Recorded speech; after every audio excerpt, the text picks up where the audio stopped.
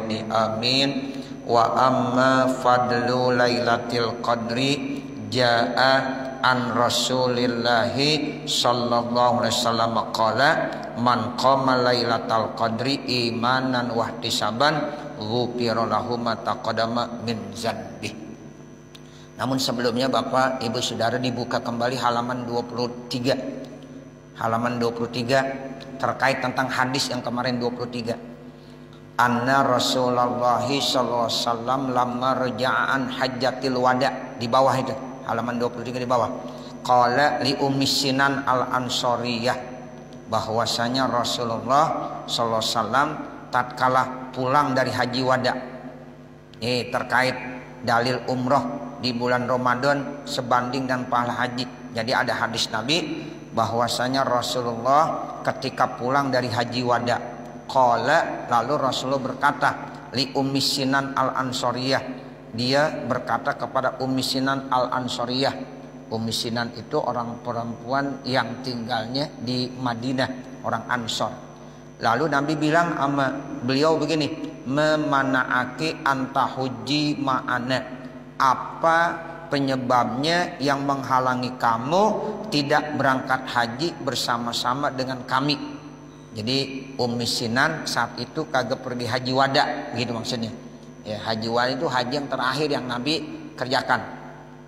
Nah, pada waktu pulang diketemu tuh sama Ummi Sinan. Ya, ditanya, "Kenapa kamu ingin ikut haji sama saya?" Nah, ini jawabannya. Qalat, lalu Ummi Sinan al-Ansari menjawab, "Lam yakun lana nadihani." Alasannya, kami enggak bisa ikut haji bersama kamu ya Rasulullah karena kami ya itu tidak punya kecuali hanya 2 onta.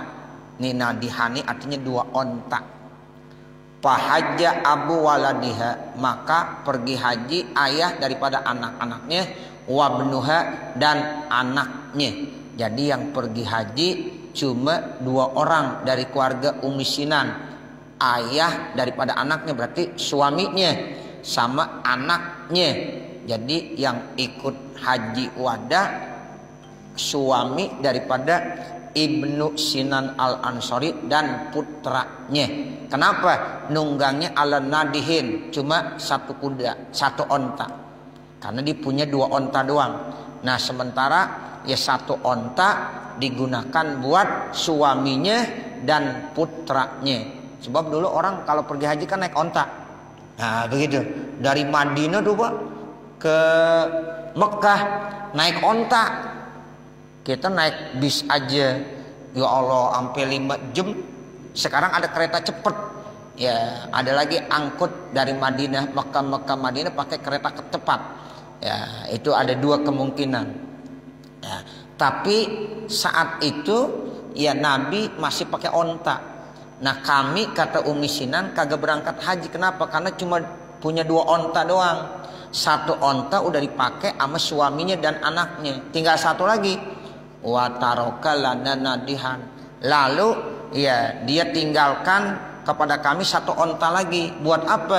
Nandihu alaihi, kami buat onta itu untuk menyiram tanaman-tanaman, kebun-kebun yang ada di rumah kami. Tuh, jadi 1 onta kagak bisa digunain untuk haji. Makanya saya kagak berangkat haji, kata Ummi Sinan. Ya sebab nih onta ya digunakan buat alat ya apa? Menyiram.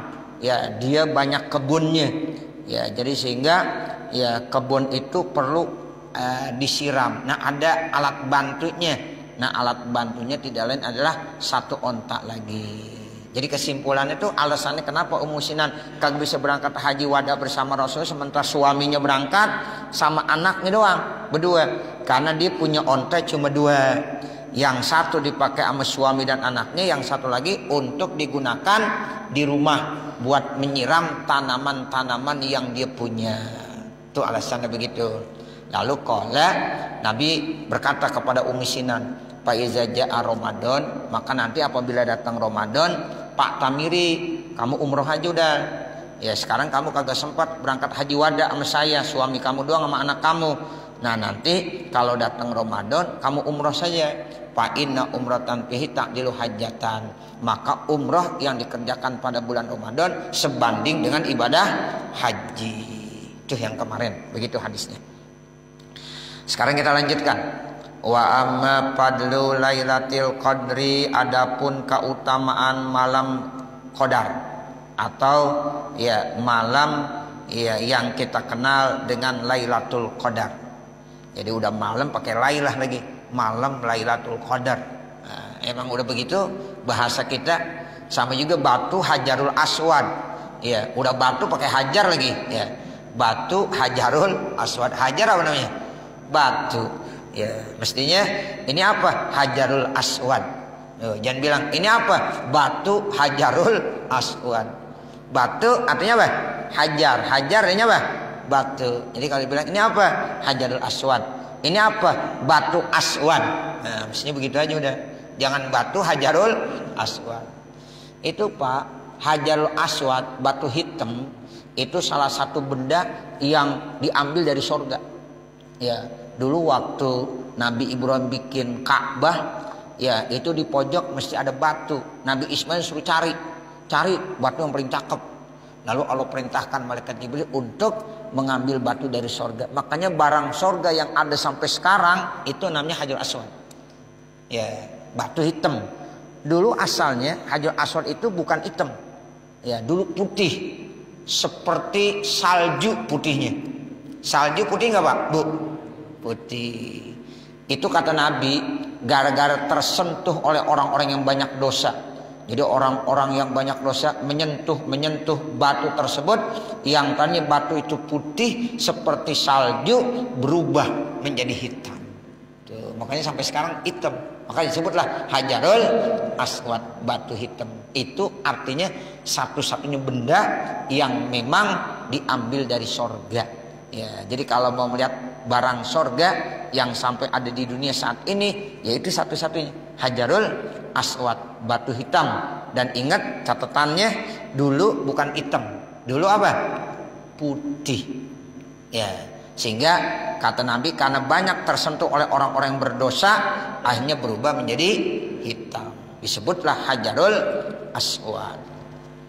Ya, jadi Lailatul Qadar, malam kemuliaan. Kata Nabi dalam hadisnya, keutamaan Lailatul Qadar jaa datang an Rasulillah, dari Rasulullah SAW. Qala, Rasulullah bersabda, man qama Lailatul Qadri, siapa yang menghidupkan Lailatul Qadar. Qama itu artinya bangun, dia melaksanakan ibadah di malam kemuliaan, itu namanya qama Lailatul Qadri. Dia hidupkan malam Qadar, ya malam kemuliaan. Imanan wahtisaban, semata-mata iman, percaya kepada Allah dan mengharap ridho Allah Subhanahu wa taala. Ghufira lahu ma taqaddama min dzanbihi, maka dosa-dosanya akan diampunkan oleh Allah Subhanahu wa taala. Dosa yang mana? Dosa yang telah lalu. Jadi orang kalau yang berbetulan ibadahnya di malam kemuliaan Lailatul Qadar, itu jaminannya dari Nabi, ya sesuai dengan hadis ini, dosa-dosanya diampunkan sama Allah Subhanahu wa taala. Tuh, enak sekali Bapak, Ibu, Saudara. Makanya mudah-mudahan kita semuanya nih ya bisa mendapatkan Lailatul Qadar, bisa mendapatkan malam yang mulia. Wa annallaha ahfal Lailatul Qadri, dan sesungguhnya Allah menyembunyikan malam yang mulia tersebut. Tuh, Allah sembunyikan, dirahasiakan sama Allah. Kapan adanya tuh Lailatul Qadar? Rahasia. Tuh, tapi yang jelas setiap Ramadan akan datang tuh Bapak, Ibu. Pasti ada Lailatul Qadar tiap Ramadan, pasti ada. Ya, begitu. Jadi setiap tahun ada para ulama-ulama tuh tetap terus ada Lailatul Qadar. Ya, itu dalam waktu yang berbeda, malamnya bisa berbeda. Tapi kapan, tanggal berapa, malam apa, disembunyikan sama Allah Subhanahu wa taala. Tujuannya apa? Supaya manusia bersungguh-sungguh untuk ibadah terus, menghidupkan tiap malamnya, Nah, seperti itu. Sebab kalau dikasih tahu, kan kebiasaan manusia pada pinter. Kalau dikasih tahu, oh ini Lailatul Qadar malam tanggal 23. 23-nya doang yang rame. Kayak orang nisfu Sa'ban. Nisfu Sa'ban rame nggak? Habis nisfu Sa'ban sepi aja lagi. Ya, namanya manusia pinter. Nah, ini waktu istimewa nih. Ya, walaupun lagi sempet, lagi enggak sempet, lagi sibuk, lagi kagak sibuk, kalau malam nisfu Sa'ban dia pada datang. Karena dia tahu itu malam-malam mulia. Dan itu mesti yakin, nggak apa-apa. Kita nggak usah kata apa-apa. Lu kenalnya cuma malam nisfu Sa'ban doang, nggak apa-apa, masih bagus. Karena memang dia lagi mencari waktu-waktu yang istimewa. Nah, seperti itu.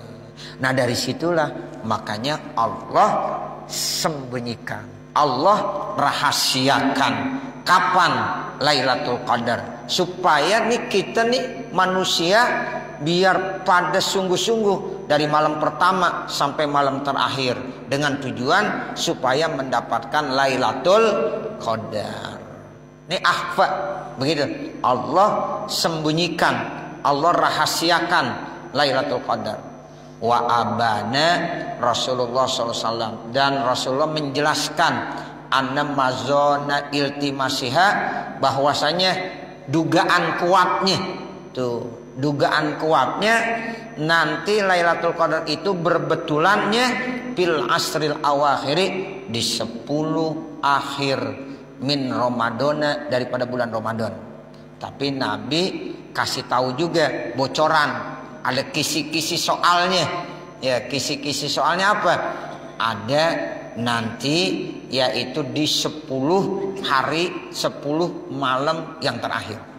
Nah itu, jadi abana begitu maksudnya. Jadi Nabi jelaskan juga dugaan kuatnya bahwa Lailatul Qadar itu akan datang pada 10 akhir daripada bulan Ramadan. Karena 10 akhir biasanya orang udah pada capek, udah pada letih. Ya, sehingga kadang-kadang disitulah ya orang lagi ya letih, lagi capek, ya kemudian datang malam Qadar tadi. Nah, makanya jangan sampai kita ya capek letih kemudian sampai males ibadah di 10 hari yang terakhir, di 10 malam yang terakhir. Karena kata Nabi, dugaan kuatnya itu adanya di 10 akhir min Ramadan, daripada bulan Ramadan. Wadzalika, yang demikian itu apa maksudnya Allah merahasiakan Lailatul Qadar? Liyajtahidal mu'minu fil ibadati tiwala layali syahri Ramadan, supaya orang-orang beriman bersungguh-sungguh di dalam ibadah sepanjang malam-malam bulan Ramadan. Jadi biar sepanjang malam-malam bulan Ramadan tuh ya kita sebagai orang beriman terus bersungguh-sungguh. Ya, malam pertama penuh, malam pertengahan penuh, malam ya terakhir juga penuh. Kenapa? Mereka berijtihad bersungguh-sungguh supaya bisa terus ibadah sepanjang malam-malam bulan Ramadan. Wa targhibu fihi, dan ada targhib lagi supaya ada motivasi di dalam ya mendapatkan ibadah Lailatul Qadar. Wal hirsu alaihi, dan semangat. Jadi ada targhib, ada hiris, ada motivasi dan ada kemauan keras untuk mendapatkan hal itu. Ya, makanya sekarang ada orang-orang yang buat acara iktikaf di malam-malam ya 10 yang terakhir. Ya, 21, 23, 25, 27, 29. Ya mestinya mah nggak pakai iktikaf juga nggak apa-apa. Ya, sebab kan orang yang mendapatkan Lailatul Qadar itu nggak mesti harus semalam suntuk ya di masjid. Nah begitu. Di rumah juga dapat nggak kira-kira? Dapat. Di rumah kita dapat juga Bapak Saudara. Ya, tapi memang ngetrennya begitu sekarang. Ya, ngetrennya apa? Iktikaf di malam-malam ganjil. Ya, sehingga orang perempuan juga pada ikut-ikutan iktikaf ya. Nah, kalau ibu-ibu bagaimana? Lihat aja Bu. Ya, kita ibadah di rumah juga bisa. Kalau gara-gara ke iktikaf kemudian ntar suaminya nyaur kagak ada yang masakin gimana? Ya, ditanya, "Nih nyaur enggak ada yang masakin. Mana nih bini?" Gak apa-apa, di rumah juga. Kita udah sholat tarawih, ya itu udah bisa menghidupkan. Jadi sulit, nggak mesti kita tungguin. Ya, mereka berpendapat siapa para ulama. Ya, zahaba jumhurul ulama. Di sini zahabu. Ya, ini namanya logotnya ya ta'aqabuna fikum malaikatun bilail. Ya, wa malaikatun ya bin nahar. Ya ta'aqabuna malaikatun. Ya, jadi fa'ilnya jamak, fi'ilnya apa? Jamak juga. Atau akalunil barogisu. So kalau kita ngaji nahu tuh udah familiar banget nih logot apa? Logot akalunil barogisu. Tuh al barogis itu jamak. Kemudian ya fiilnya pakai jamak juga akaluni al barogisu. Ini sama zahabu jumhurul ulama. Ya, yang bagus kan? Ya zahaba jumhurul ulama. Jadi fiilnya jamak, fiilnya tetap apa? Tetap mufrad.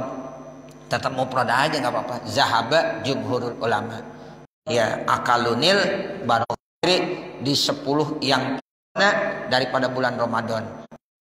Fi lailatul witri pada malam-malam ganjil. Nah itu diterangkan dalam kitab Faidul Qadir juz yang ketiga. Hadis Nabi bahwa adanya di 10 malam yang terakhir. Mulai hitungannya apa?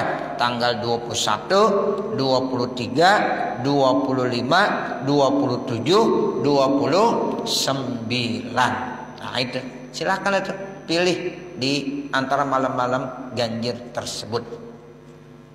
Qalal Imam Al-Ghazali berkata, siapa Al-Imamul Ghazali? Imam Al-Ghazali.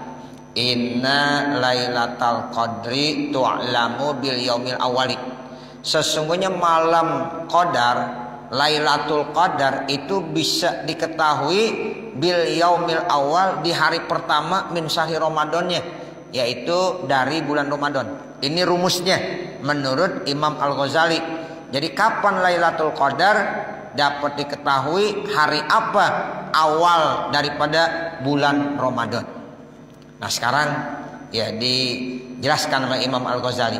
Fa in kana awwaluhu yaumal ahadi au yaumal arbi'i fa hiya lailatu tis'in wa isrina.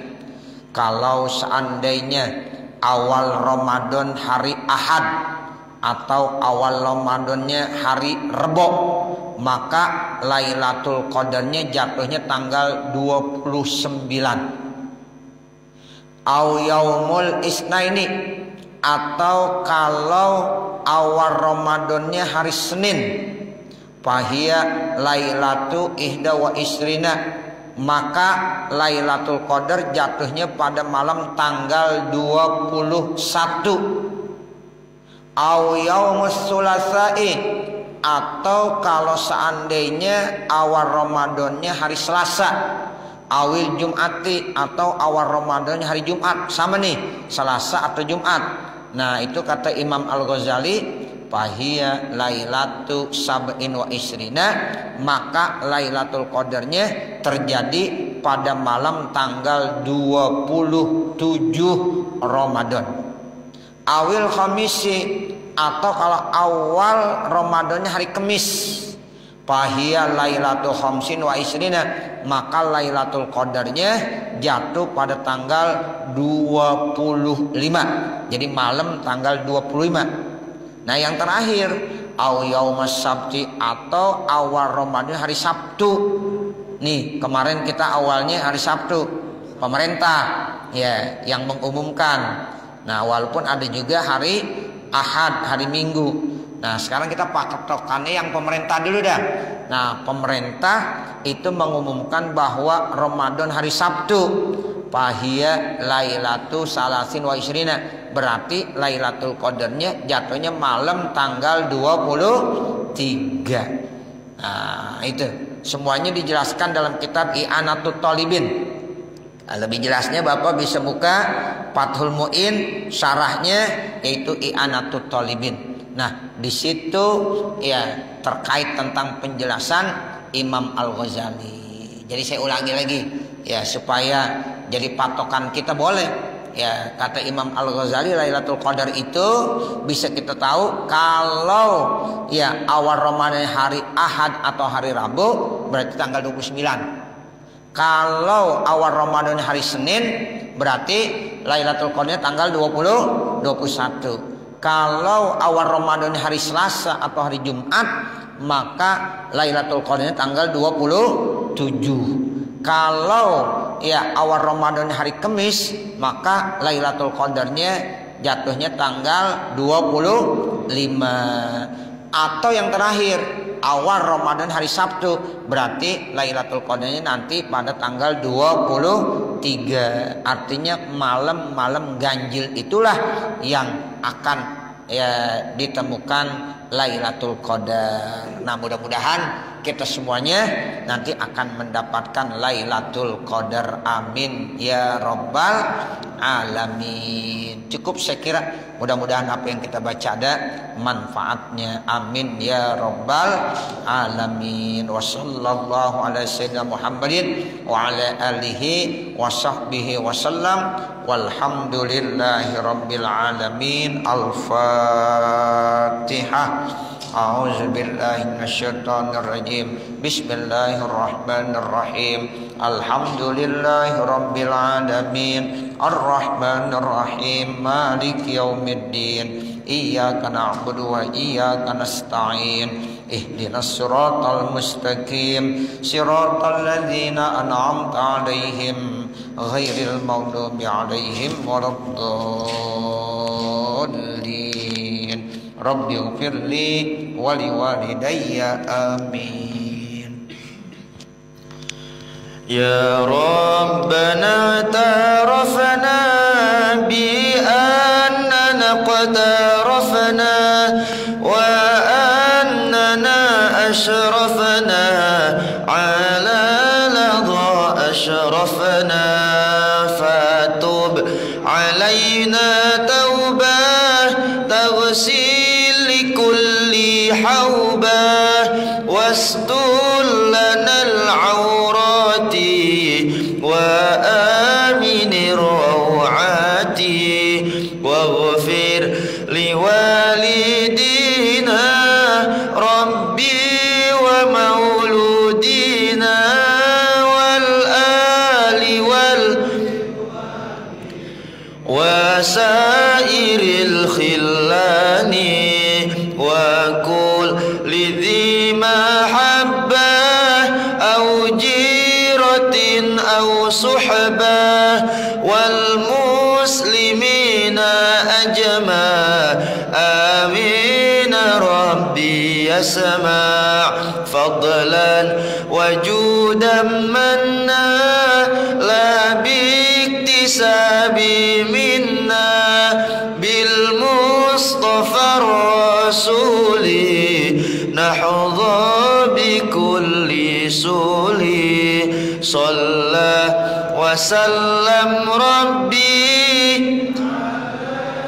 عد الحب وآله والصحب عداد طاش الصحب والحمد لله في البدء والتناهي والحمد لله في البدء والتناهي رب فانفعنا ببركتهم واهدنا الحسنى وأمتنا في طريقتهم ومعافاتهم من الفتن رب فانفعنا ببركتهم واهدنا الحسنى بحرمتهم وأمتنا في طريقتهم ومعافاتهم من الفتن رب فانفعنا ببركتهم واهدنا بحرمتهم وأمتنا في طريقتهم ومعافاتهم من الفتن. الفاتحة.